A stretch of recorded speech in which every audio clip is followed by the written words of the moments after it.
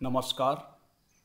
मैं मदन लाल मेहरा, स्नातक सामाजिक विज्ञान, जवाहर नवोदय विद्यालय कुनिहार, जिला सोलन, हिमाचल प्रदेश। आज आपके सामने 8वीं कक्षा का इतिहास का अध्याय 5 जब जनता बगावत करती है 1857 और उसके बाद को लेकर हाजिर हुआ हूँ। 1857 का विद्रोह। आज हम इस पाठ के अंदर 2 मॉड्यूल्स के बारे में चर्चा करेंगे। पहला, ऐसे कौन से कारण या परिस्थितियां थी जिसके कारण 1857 का विद्रोह हुआ, और दूसरा, इस विद्रोह का प्रसार किस प्रकार से हुआ, किन किन क्षेत्रों में ये विद्रोह फैला। 19वीं सदी की पहली आधी सदी के दौरान ईस्ट इंडिया कंपनी का भारत के बड़े हिस्से पर कब्जा हो चुका था। मैं आपको बताना चाहूँगा कि 16वीं सदी के अंदर ईस्ट इंडिया कंपनी भारत में प्रवेश कर गई थी, जिसका एकमात्र उद्देश्य भारत में प्राकृतिक संसाधनों का दोहन कर यहाँ से आर्थिक लाभ कमाना था और व्यापार करना था। यानी कि ईस्ट इंडिया कंपनी भारत में केवल और केवल व्यापार के उद्देश्य से आई थी। लेकिन जब ईस्ट इंडिया कंपनी के अधिकारियों को इस बात का आभास होने लगा कि भारत के लोग आपस में एक दूसरे के साथ धर्म के नाम पर, जाति के नाम पर एक दूसरे से लड़ते झगड़ते रहते हैं, तो अंग्रेज़ों ने इस बात का फ़ायदा उठाने की कोशिश की और धीरे धीरे करके भारत के एक एक राज्य को अपने कब्जे में लेना शुरू कर दिया। 19वीं सदी की पहली आधी सदी के दौरान ईस्ट इंडिया कंपनी का भारत के बहुत बड़े हिस्से पर कब्जा हो चुका था। जैसे जैसे ब्रिटिश का भारत पर प्रभाव बढ़ता गया, वैसे वैसे भारतीय जनता के बीच ब्रिटिश शासन के खिलाफ असंतोष फैल गया। क्यों? क्योंकि ब्रिटिश कंपनी के अधिकारी न केवल यहाँ पर आर्थिक संसाधनों का दोहन करते थे, यहाँ से व्यापार करते थे, बल्कि बहुतायत मात्रा में यहाँ पर रहने वाले लोगों के ऊपर जुर्म करते थे, उनका शोषण करते थे। सन 1757 में, जैसे कि पिछले पाठ में जो है पढ़ाया जा चुका है, आपको याद होगा प्लासी का युद्ध हुआ था अंग्रेज़ों और टीपू सुल्तान के बीच। उसके 100 साल बाद ब्रिटिश राज के दमनकारी और अन्यायपूर्ण शासन के खिलाफ असंतोष विद्रोह के रूप में भड़कने लगा, जिसने भारत में ब्रिटिश शासन की नींव को हिला के रख दिया। 1857 का संग्राम ब्रिटिश शासन के खिलाफ एक बहुत बड़ी अहम घटना थी। इस क्रांति की शुरुआत 10 मई 1857 ईस्वी को मेरठ से हुई, जो धीरे धीरे कानपुर, बरेली, झांसी, दिल्ली, अवध आदि स्थानों पर फैल गया। 1857 का विद्रोह की शुरुआत वैसे तो एक सैन्य विद्रोह के रूप में हुई थी, लेकिन समय के साथ साथ इसका स्वरूप बदलकर ब्रिटिश सत्ता के विरुद्ध एक जनव्यापी विद्रोह के रूप में बदल गया। भारत का प्रथम स्वतंत्रता संग्राम कहलाया। यह विद्रोह एक जन विद्रोह के रूप में बदल गया और पूरी जनता ने इसमें बढ़ चढ़कर भाग लिया। नीतियां और लोग। अगर हम बात करें ईस्ट इंडिया कंपनी की, तो उसकी नीति जो थी वो किसी भी भारतीय वर्ग के पक्ष में नहीं थी। इसकी नीतियां और उसके प्रभावों ने जनता, राजाओं, रानियों, किसानों, जमींदारों, आदिवासियों, सिपाहियों, प्रत्येक वर्ग पर तरह तरह के असर पड़े। प्रत्येक वर्ग पर ईस्ट इंडिया कंपनी ने जुर्म का कहर ढाया। जो नीतियां और कार्रवाइयां जनता के हित में नहीं होती या जो उनकी भावनाओं को ठेस पहुंचाती है, उनका लोग अक्सर विरोध किया करते हैं। और इन्हीं जुर्म की नीतियों के कारण भारत की जनता में काफ़ी असंतोष फैल गया, काफ़ी रोष फैल गया। और इस भारत की जनता, जो कि पूरे विश्व में अगर हम बात करें तो भारत एक शांति प्रिय देश कहलाता है, लेकिन इसके बावजूद भी उनके ऊपर हुए कहर को देखते हुए भारत के लोग ये 1857 का विद्रोह करने के लिए मजबूर हो गए। तो आइए हम बात करते हैं हमारे पहले मॉड्यूल, ऐसे कौन से कारण या परिस्थितियां रही जिन्होंने 1857 के विद्रोह के होने के लिए मजबूर किया। इस कारणों में हम बात करेंगे विभिन्न प्रकार के कारण, जैसे राजनीतिक कारण, सामाजिक एवं धार्मिक कारण, आर्थिक कारण, सैन्य कारण और तात्कालिक कारण। तो आइए सबसे पहले हम बात करते हैं 1857 के विद्रोह के राजनीतिक कारणों की। राजाओं और नवाबों की ताकत छीनने लगी, उनकी सत्ता और सम्मान दोनों खत्म होते जा रहे थे। जैसा कि मैंने इस अध्याय के शुरुआत में कहा है कि ईस्ट इंडिया कंपनी ने भारत के प्रत्येक वर्ग का दमन किया। उन्होंने सबसे पहला निशाना वहां पर शासन करने वाले राजाओं और नवाबों को बनाया। उनकी जितनी भी प्रशासनिक शक्तियां थी, उन सबको ईस्ट इंडिया कंपनी ने एक एक करके खत्म कर दिया और उनके राज्य को अपने राज्य के अंदर मिला लिया। बहुत सारे दरबारों में ईस्ट इंडिया कंपनी के द्वारा रेजिडेंट तैयार कर दिए गए। स्थानीय शासकों की स्वतंत्रता धीरे धीरे करके घटती गई और धीरे धीरे करके ईस्ट इंडिया कंपनी ने उन शासकों की सेना को भी भंग कर दिया। जहां भारत के राजा या नवाब पहले ईस्ट इंडिया कंपनी से कर लिया करते थे, अब धीरे धीरे करके ये कर उल्टा हो गया।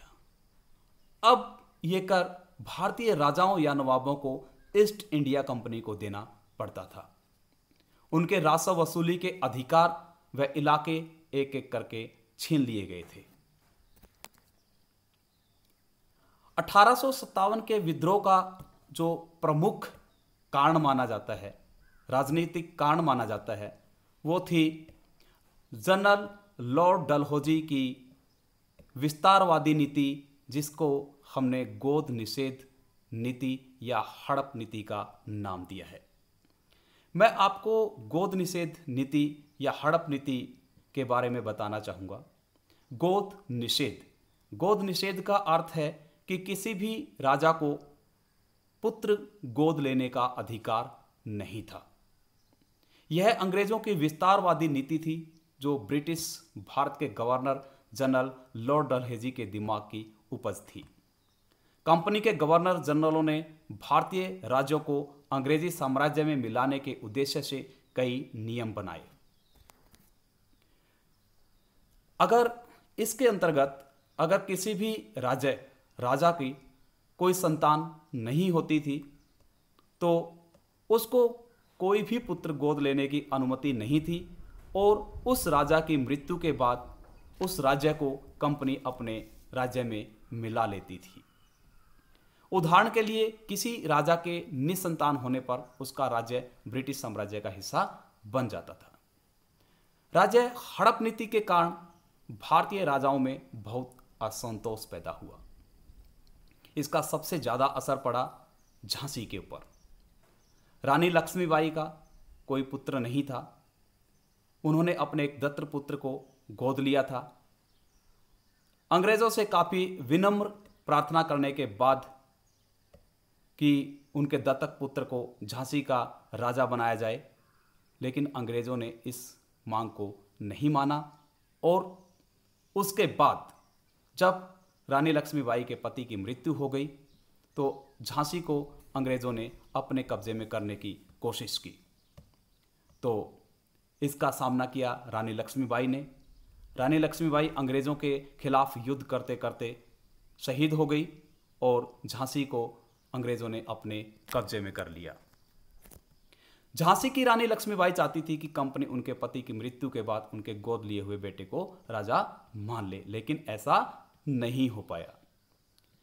उसके बाद पेशवा बाजीराव द्वितीय के दत्तक पुत्र नाना साहब ने भी कंपनी से आग्रह किया कि उनके पिता को जो पेंशन मिलती है उनकी मृत्यु के बाद वो पेंशन उन्हें दे दी जाए, लेकिन इस मांग को भी अंग्रेज़ों ने अस्वीकार कर दिया और उनके राज्य कानपुर को अपने राज्य के अंदर मिला लिया। इसी के साथ साथ अवध की रियासत को जो अंग्रेज़ों ने कुशासन का आरोप लगाया, अवध के नवाब के ऊपर अंग्रेज़ों ने आरोप लगाया कि वो जनता अनहितकारी है, जनता के हित में कार्य नहीं करते हैं, उनके ऊपर कुशासन का आरोप लगाया गया और 1801 में अवध पर एक सहायक संधि थोप दी गई। हमने अभी हड़प नीति के बारे में पढ़ा था, आगे हमारा जो मेन शब्द है वो सहायक संधि है। सहायक संधि के बारे में आपको मैं बताना चाहूँगा। इसके अंतर्गत राजा और अंग्रेज, ईस्ट इंडिया कंपनी राजाओं के ऊपर सहायक संधि थोपती थी। सहायक संधि के अंतर्गत किसी भी राजा को अपनी स्वतंत्र सेना रखने का अधिकार नहीं था। एवं कि सेना कंपनी की होती थी और उसका सारा खर्चा उस राजा को देना पड़ता था। अगर ईस्ट इंडिया कंपनी की इस शर्त को कोई भी राजा ना मंजूर करता तो उनको अंग्रेज़ों के खिलाफ लड़ाई लड़नी पड़ती थी और उस राज्य को कंपनी अपने राज्य में मिला लेती थी। कंपनी द्वारा जारी किए गए सिक्कों पर से मुगल बादशाह का नाम भी हटा दिया गया था और घोषणा की कि बहादुर शाह जफर आखिर मुगल बादशाह होंगे। उनकी मृत्यु के बाद उनके किसी भी वंशज को बादशाह नहीं माना जाएगा। तो ये कुछ राजनीतिक कारण थे जिन्होंने भारत के विभिन्न राजाओं को, रजवाड़ों को, भारत की जनता को 1857 के विद्रोह में शामिल होने के लिए मजबूर कर दिया गया। उसके बाद हमारा दूसरा कारण है सामाजिक एवं धार्मिक कारण। सती प्रथा को रोकने और विधवा विवाह को बढ़ावा देने के लिए कानून बनाए गए। भारत अंधविश्वासों का देश है। बहुत सारे अंधविश्वास भारत में पनपते हैं। सती प्रथा एक ऐसा ही अंधविश्वास था। जब भी किसी महिला के पति की मृत्यु हो जाती थी, उसको शुद्ध रखने के लिए कि उसकी शुद्धता बनी रहे, इसलिए उनको उसके पति के साथ जिंदा जला दिया जाता था। मैं मानता हूँ कि ये प्रथा बहुत ही गलत थी और अंग्रेज़ों ने इस प्रथा को रोकने के लिए भरसक जो प्रयत्न किया, हम उनके आभारी हैं। लेकिन इसके बावजूद भी उस समय के लोग इस बातों को मानने के लिए बिल्कुल भी तैयार नहीं थे। लॉर्ड विलियम बेंटिंक की सहायता से बना ये कानून समाज में रोष पैदा करने वाला रहा। जब सती प्रथा कानून बन गया, उसके बाद एक और समस्या उत्पन्न हो गई। लोगों ने विधवा को सताना शुरू किया, तो उसको रोकने के लिए ईश्वर चंद्र विद्यासागर की सहायता से विधवा पुनर्विवाह नामक कानून पारित करवाया गया, जो कि भारतीयों के पक्ष में था, लेकिन उस समय के लोग इसको मानने के लिए तैयार नहीं थे। इसलिए इसका निष्कर्ष ये है कि ये दोनों कानून बनाए गए अंग्रेज़ों के द्वारा, हालांकि भारत के हित में थे, लेकिन उस समय के लोग इनको मानने के लिए तैयार नहीं थे। उसके साथ साथ अंग्रेजी भाषा की शिक्षा को जमकर प्रोत्साहित किया गया। अंग्रेज चाहते थे कि यहाँ के लोग अंग्रेजी पढ़े ताकि उनको प्रशासन करने में किसी भी प्रकार की दिक्कत ना आए। 1830 के बाद कंपनी ने ईसाई मिशनरियों को खुलकर काम करने और यहाँ तक कि जमीन व संपत्ति जुटाने की भी छूट दे दी। उन्होंने ईसाई मिशनरियों से आह्वान किया कि आप यहाँ पे रहें, भारतीयों को ज़्यादा से ज़्यादा मात्रा में ईसाई धर्म का प्रचार करें, उनको ईसाई धर्म में आने के लिए प्रेरित करें। और इसके लिए उन्होंने उन ईसाई मिशनरियों को यहाँ पर संपत्ति जुटाने और ज़मीन लेने का अधिकार भी प्रदान किया। 1850 के नए कानून द्वारा अगर कोई भारतीय व्यक्ति ईसाई धर्म अपनाता है तो पुरखों की संपत्ति पर उसका अधिकार पहले जैसा रहेगा। 1850 तक आते आते ईस्ट इंडिया कंपनी ने बहुत सारे लोगों की ज़मीनों को हथियाना शुरू कर दिया था। जो भी व्यक्ति कर नहीं दे पाता था उस व्यक्ति की सारी ज़मीन जो है वो ईस्ट इंडिया कंपनी अपने राज्य में मिला लेती थी। लेकिन इस नए कानून के तहत यदि वो लोग ईसाई धर्म को अपना लेते थे तो उनकी पुरखों की संपत्ति उनसे नहीं छीनी जाती थी। तो ये ऐसे कारण रहे और जैसे जैसे ईसाई धर्म का प्रचार बढ़ता गया लोगों को समझ में आ गया, यकीन हो गया कि अंग्रेज उनका धर्म, सामाजिक रीति रिवाज और परंपरागत जीवन शैली को नष्ट कर रहे हैं।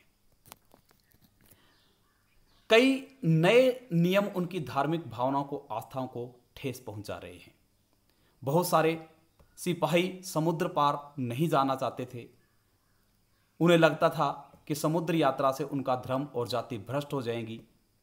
लेकिन उनको भी नए सैन्य कानून के तहत ये आदेश दिया गया कि जब भी जरूरत पड़ेगी उनको समुद्र पार जाना ही पड़ेगा।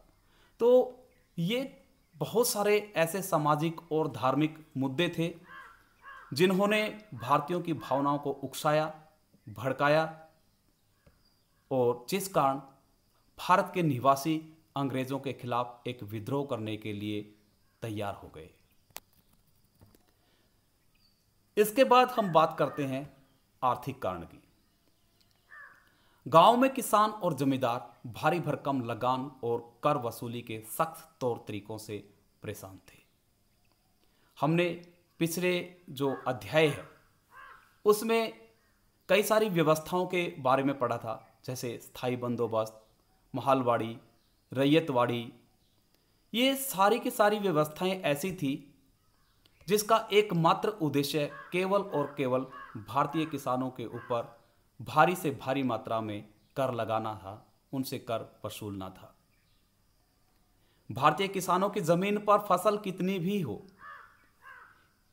सूखा पड़े, बाढ़ आए, उनकी फसल खराब हो जाए, इससे ईस्ट इंडिया कंपनी को किसी भी प्रकार का कोई लेन देन नहीं था।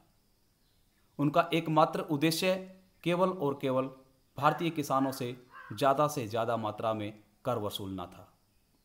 तो इस कर वसूलने के तौर तरीके से भारतीय किसान, इवन की जमींदार भी बहुत ज़्यादा मात्रा में परेशान थे। बहुत सारे लोग महाजनों से लिया कर्ज नहीं लौटा पाते थे। बता देना चाहता हूँ कि जो भी किसान, पैसा नहीं होता था जिसके पास, जिसकी फसल नष्ट हो जाती थी, उसको ईस्ट इंडिया कंपनी को कर चुकाने के लिए महाजन या साहूकारों से पैसा उधार लेना पड़ता था। और एक स्थिति ऐसी आती थी कि पूरे साल भर वो अपने खेतों में काम करते थे, उसके बावजूद भी वो महाजनों का कर्ज लौटा पाने में अक्षम होते थे। इसके कारण उनकी पीढ़ियों की पुरानी ज़मीनें हाथ से निकलती जा रही थी। होता क्या था, यदि कोई भी भारतीय किसान ईस्ट इंडिया कंपनी को कर चुकाने में अक्षम होता है तो धीरे धीरे करके उसकी ज़मीन को हड़प लिया जाता था। उसके बाद किसानों के साथ साथ हम बात करेंगे उद्योगों की। इंग्लैंड में औद्योगिक क्रांति के बाद भारतीय बाजार ब्रिटेन में निर्मित उत्पादों से पट गए थे। यानी कि ईस्ट इंडिया कंपनी भारत में आई थी यहाँ के संसाधनों का दोहन कर, यहाँ पर उत्पाद बनाकर अच्छी कीमत पर इंग्लैंड में बेचने के लिए। लेकिन धीरे धीरे करके ये स्थिति उल्टी हो गई। यहाँ पर अब कच्चा माल ब्रिटेन के अंदर ले जाया जाता था, वहाँ पर सामान को तैयार किया जाता था और एक बहुत ही भारी कीमत पर उस सामान को भारत में लाकर बेचा जाता था। इससे भारत का स्थानीय कपड़ा उद्योग खास तौर पर तबाह हुआ। भारत जो है कपड़ा उद्योग के अंदर एक बहुत ही शानदार देश रहा है। इसका इतिहास बहुत ही शानदार है। बहुत अच्छी किस्म का कपड़ा यहाँ पे बनाया जाता था और इसमें भी रेशम के कपड़े में काफ़ी मशहूर था। तो इससे भारत का स्थानीय कपड़ा उद्योग जो है तबाह हुआ। क्यों? क्योंकि अब जो कपड़ा था वो बनाया जाने लगा ब्रिटेन के अंदर। भारत कच्ची सामग्री का सप्लायर और ब्रिटेन में बने सामानों का उपभोक्ता बन गया।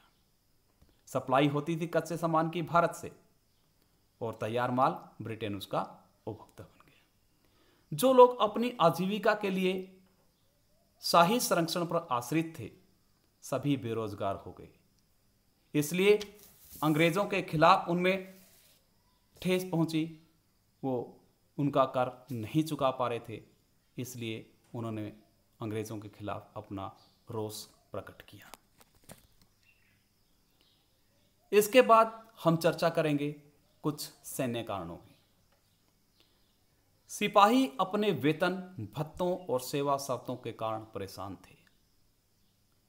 बता देना चाह रहा हूं कि उस समय ईस्ट इंडिया कंपनी में दो प्रकार के सिपाही थे, एक भारतीय लोग और दूसरे अंग्रेज। भारतीय सिपाही और अंग्रेजी सिपाही के वेतन में एक बहुत भारी अंतर था। बार बार भारतीय सिपाहियों के भत्तों में किसी प्रकार की वृद्धि नहीं की जाती थी, जबकि अंग्रेजी सिपाही के भत्तों में काफ़ी वृद्धि की जाती थी। तो उन दोनों की तनख्वाह यानी कि वेतन में एक बहुत ज़्यादा अंतर था, जिससे भारतीय सिपाहियों में काफ़ी रोष पैदा हुआ।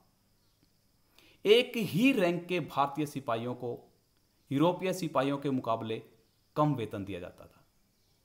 इसके अलावा भारतीय सिपाही को केवल और केवल सूबेदार के रैंक तक ही पद की उन्नति की जाती थी। इसके बाद किसी भी प्रकार का प्रमोशन भारतीय सिपाही को नहीं दिया जाता था, जबकि सभी प्रकार के जो पद की उन्नति थी वो अंग्रेजी सिपाहियों के लिए मान्य थी। 1856 में कंपनी के नए कानून में साफ कहा गया कि अगर कोई व्यक्ति कंपनी की सेना में नौकरी करेगा तो जरूरत पड़ने पर उसे समुद्र पार भी जाना पड़ेगा। ये भारतीय सिपाहियों के लिए काफ़ी रोष का विषय था।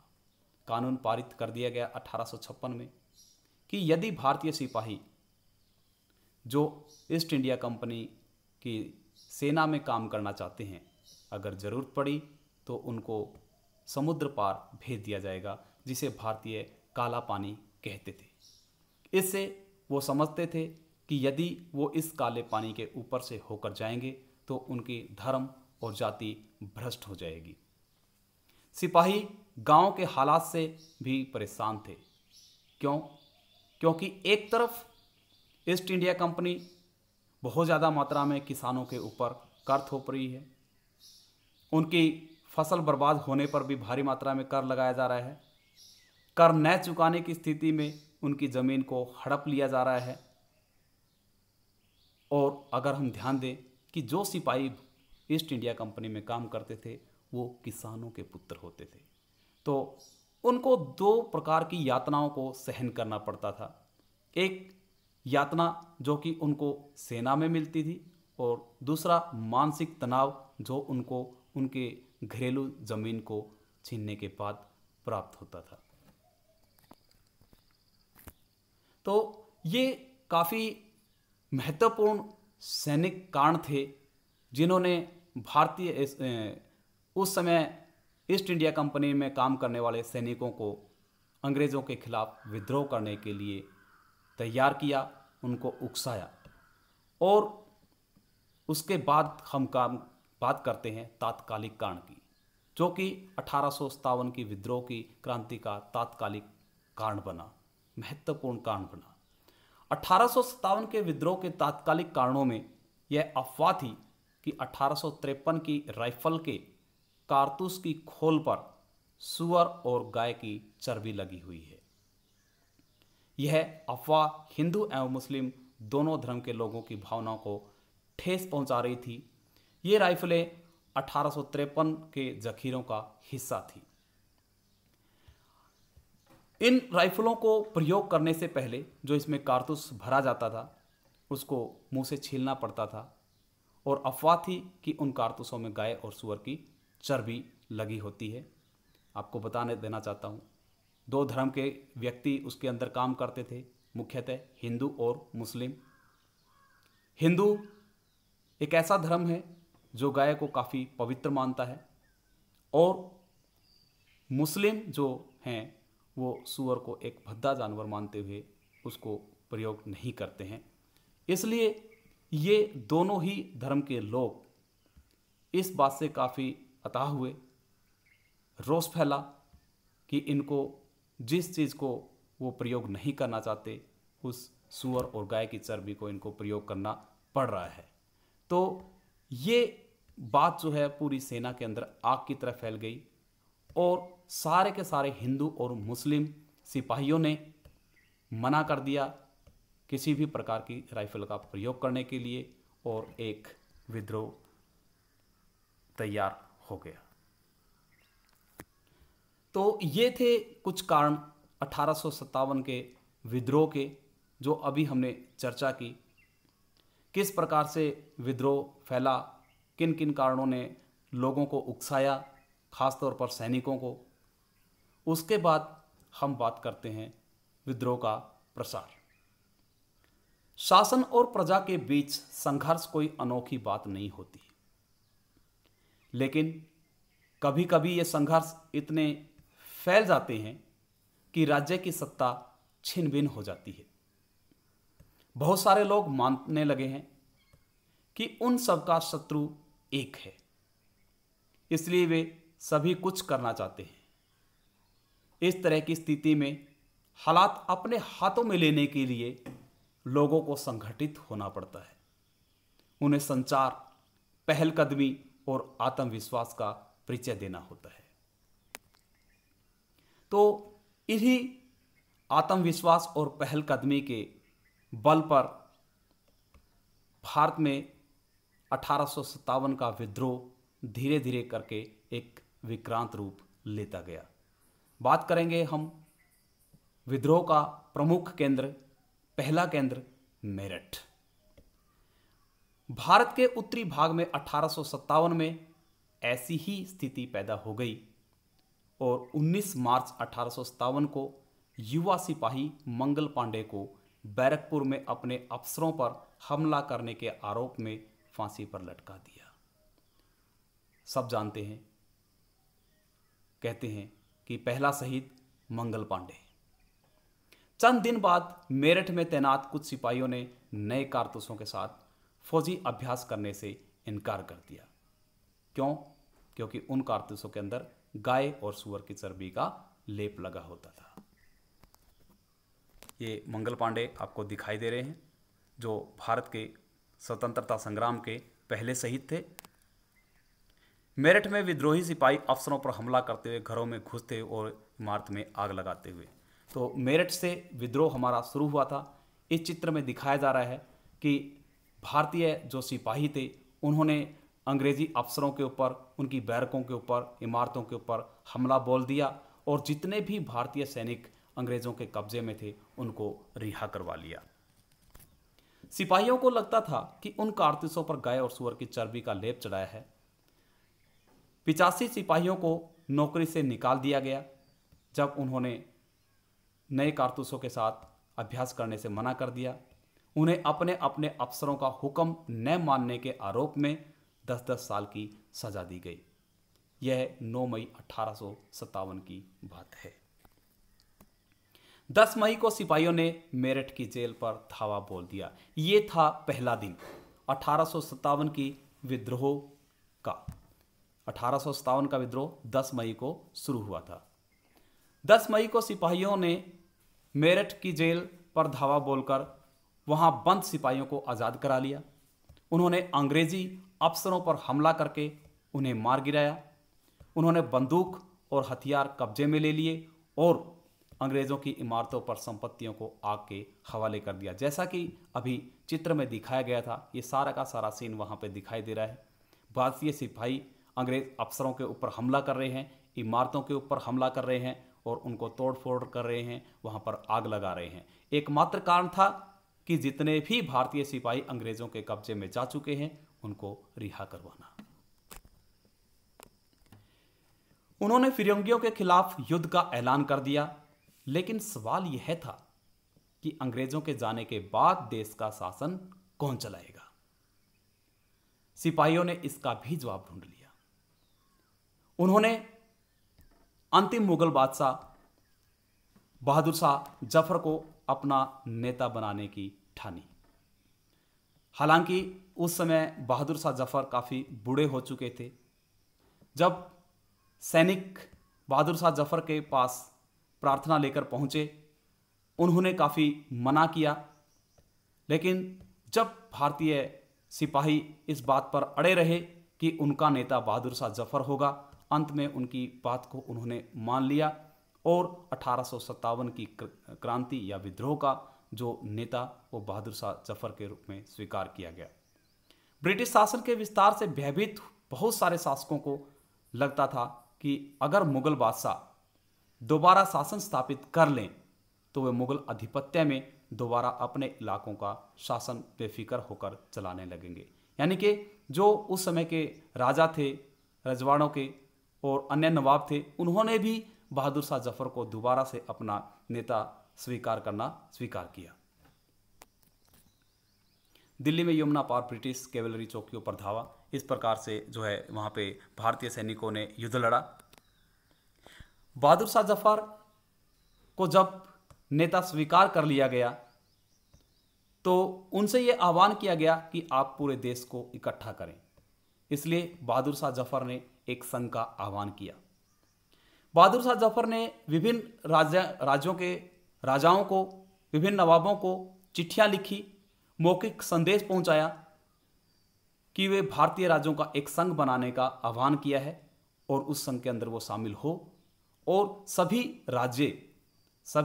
राजा ईस्ट इंडिया कंपनी के खिलाफ खड़े हो जाएं और उनसे युद्ध करें, ताकि ये लोग भारत को छोड़कर चले जाएं और हम फिर से पहले की तरह अपना जीवन व्यतीत करना शुरू करें। बहादुर शाह के एक मात्र कदम के गहरे परिणाम सामने आए। धीरे धीरे करके ये बगावत एक स्थान से दूसरे स्थान पर फैलने लगी। एक के बाद एक हर रेजिमेंट में सिपाहियों ने विद्रोह करना शुरू कर दिया।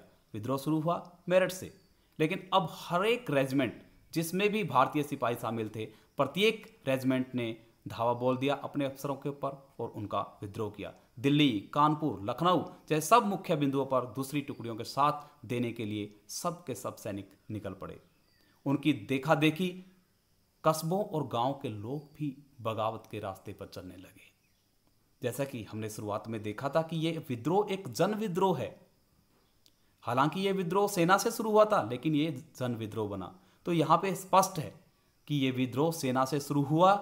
सारी की सारी रेजिमेंट के सैनिक जो है वो शामिल हुए। उनको देखा देखी गांवों और कस्बों में रहने वाले लोग भी उनके साथ चल पड़े। भारत की जनता अब इस विद्रोह में कूद पड़ी थी। वे स्थानीय नेताओं, जमींदारों और मुखियाओं के पीछे संगठित हो गए थे। ये लोग अपनी सत्ता स्थापित करने और अंग्रेजों से लोहा लेने के लिए अब तैयार थे। स्वर्गीय पेशवा बाजीराव के दत्तक पुत्र नाना साहब ने कानपुर से सेना इकट्ठी की और ब्रिटिश सैनिकों को शहर से खदेड़ दिया। यहाँ पर अब धीरे धीरे करके एक एक रजवाड़ों के लोग यहाँ पर युद्ध में या इस विद्रोह में शामिल हो रहे हैं। यहाँ पे शुरुआत की नाना साहब ने, कानपुर से सेना इकट्ठी की और जितने भी ब्रिटिश सिपाही या सैनिक वहाँ थे उनको सबको खदेड़ दिया। उन्होंने खुद को वहाँ का पेशवा भी घोषित कर दिया। उन्होंने ऐलान किया कि वह बादशाह बहादुर शाह जफर के तरह गवर्नर है। लखनऊ की गद्दी से हटा दिए गए नवाब वाजिद अली शाह के बेटे बिरजिस कद्र को नया नवाब घोषित कर दिया गया। यहां पर पुरुषों के साथ साथ महिलाएं भी पीछे नहीं थी। बेगम हजरत महल और झांसी की रानी लक्ष्मीबाई भी अंग्रेज़ों के खिलाफ विद्रोही सिपाहियों के साथ जा मिली। उन्होंने नाना साहब के सेनापति तांत्या टोपे के साथ मिलकर अंग्रेज़ों को भारी चुनौती दी। मध्य प्रदेश के मांडला क्षेत्र में राजगढ़ की रानी अवंती बाई लोधी ने अंग्रेज़ों के खिलाफ 4000 सैनिकों की फौज तैयार की, क्योंकि ब्रिटिश शासन ने उन्हें राज्य पर नियंत्रण कर लिया था। तो यहाँ पर मांडला की जो रानी थी अवंती बाई लोधी, वो भी अंग्रेज़ों के खिलाफ होगी। धीरे धीरे करके अब एक एक महिला शासक जो है अंग्रेज़ों के खिलाफ खड़ी हो रही थी। तो ये तांत्या टोपे और झांसी की रानी आपको तस्वीर में दिखाई दे रही है, जिन्होंने अंग्रेज़ों के खिलाफ काफ़ी युद्ध लड़ा। फैजाबाद के मौलवी अहमदुल्ला शाह की भविष्यवाणी की अंग्रेज़ों का शासन जल्द ही करे। यहाँ पे फैजाबाद के एक मौलवी थे जिसका नाम अहमद अब्दुल्ला शाह था। उन्होंने इस विद्रोह को देखकर एक भविष्यवाणी कर दी कि अंग्रेज़ों का शासन अब बहुत दिनों तक नहीं रहेगा, ये जल्द ही यहाँ से जाने वाले हैं। बरेली के सिपाही बख्त खां ने लड़ाकों की एक विशाल टुकड़ी के साथ दिल्ली की ओर कूच कर दिया। बिहार के एक पुराने जमींदार कुंवर ने भी विद्रोही सिपाही का साथ दिया। तो इस प्रकार करते करते विभिन्न राज्यों के राजा या वहाँ के सेनापति भारतीय सैनिकों के साथ साथ इस 1857 के विद्रोह में कूद पड़े और ये विद्रोह धीरे धीरे करके पूरे भारत में फैलने लगा। और इस प्रकार ये विद्रोह उत्तर भारत से लेके मध्य भारत तक और उसके बाद धीरे धीरे दक्षिण भारत की तरफ फैलने लगा और अंग्रेज़ों को नाको चने चबाने के लिए मजबूर कर दिया। तो उसके बाद आज का हमारा जो दोनों मॉड्यूल यहाँ पे समाप्त होते हैं। कल हम स्टार्ट करेंगे कि इस विद्रोह के क्या परिणाम रहे और कंपनी ने इस विद्रोह को कुचलने के लिए कौन कौन से हथकंडे अपनाए। तो इसी के साथ आज का ये जो हमारी चर्चा थी वो समाप्त करते हैं। जय हिंद, जय भारत।